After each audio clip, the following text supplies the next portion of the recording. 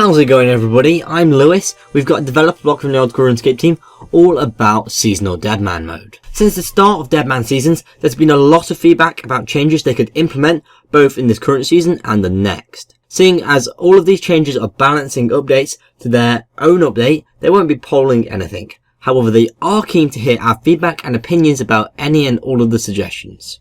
And don't worry, I don't think any of these changes are going to be made to regular Deadman mode without a poll, and changes to the current seasons are most likely going to persist throughout future seasons.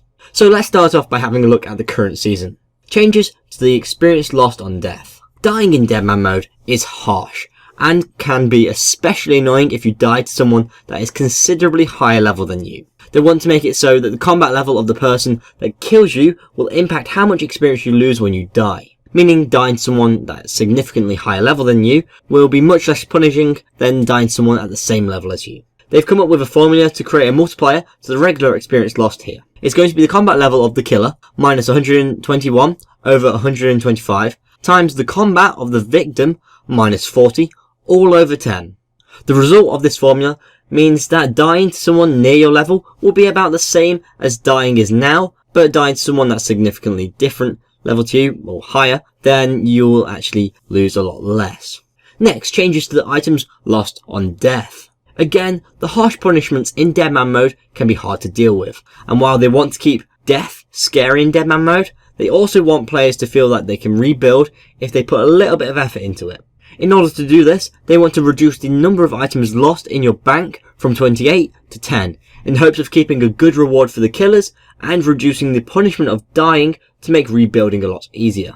The 6-hour immunity and increased experience gain. The immunity that exists in regular Deadman mode will soon be added to the seasonal servers. In addition to this, they'll be increasing the experience gained in this time, from times 5 to times 10. They hope to make it easier to catch up to players who have been playing longer and give new players a way to defend themselves. Next, teleporting when unschooled. Due to the timer you must sit through when teleporting, the spell Teleblock has become rather redundant, and powerful freezing spells such as Ice Barrage have become incredibly powerful. To make this teleport delay less annoying, they will remove it for unschooled players, which should also help revive Teleblock and give unskilled players a better chance of survival in a fight.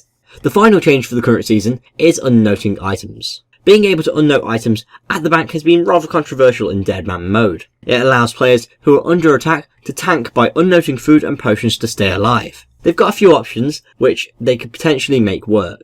One would be making it so you can only unnote one item at a time. Another one could be adding a monetary charge for unnoting items. One suggestion would be to slow down the process of unnoting items, allowing it to be interrupted by combat. And the final suggestion they've got is completely removing the feature. This is something they really want to get feedback for. Personally, I wouldn't mind it being removed or slowed down so it can be interrupted by combat. However, I'm not an active Deadman mode player, so I'm not too keen to suggest what I think would be best. Next, in this developer blog, we've got the changes for the next season. First of all, the Grand Exchange. Adding the GE will allow for more time training and PKing, and less time spent trying to sell and buy items. It will provide a much more accurate price for determining items lost from your bank on death, and as the number of players settle down for the season, it will make buying and selling items much easier.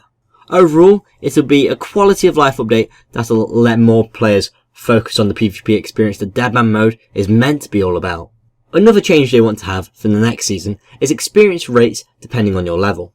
Instead of having a constant 5 times multiplier, or 10 in the first 6 hours, they want to scale the experience multiplier based on your current level. Meaning at lower levels, it'll be really high, and at higher levels, it'll be really low. Effectively meaning you'll have to work a lot harder to get to high levels, which is quite funny if you think about the experience thresholds for leveling in RuneScape. However, it will still be considerably faster than regular Old School RuneScape. This change should mean less players will be stuck at lower levels, and everyone will generally be a little bit closer together to each other. Next, the Deadman Invitational 2, especially the final hour. They're going to be making some changes to the way that the fog works. In the first Invitational, the fog was too slow at the start and too fast at the end. This time it will be faster at the start and won't be as fast at the end, leaving plenty of time for players to actually participate in fights between themselves. Also, to try and stop people tick eating, they will increase the speed that fog damages the players. They'll also be looking at a new way to show where the fog is to give players a much easier way of finding out where's safe and where isn't. They'll also be changing how the winner is decided in the case of a tiebreaker. In the first Invitational, this was based off the total level of the players. However, it will now be based on the total number of kills that player did in the final hour. This should encourage much more PKing in the earlier stages and will be much more relevant to the game mode as a whole. Players will also see how many players they've killed within the final hour, so they'll be able to work out who they need to kill for the best chances of winning the Invitational.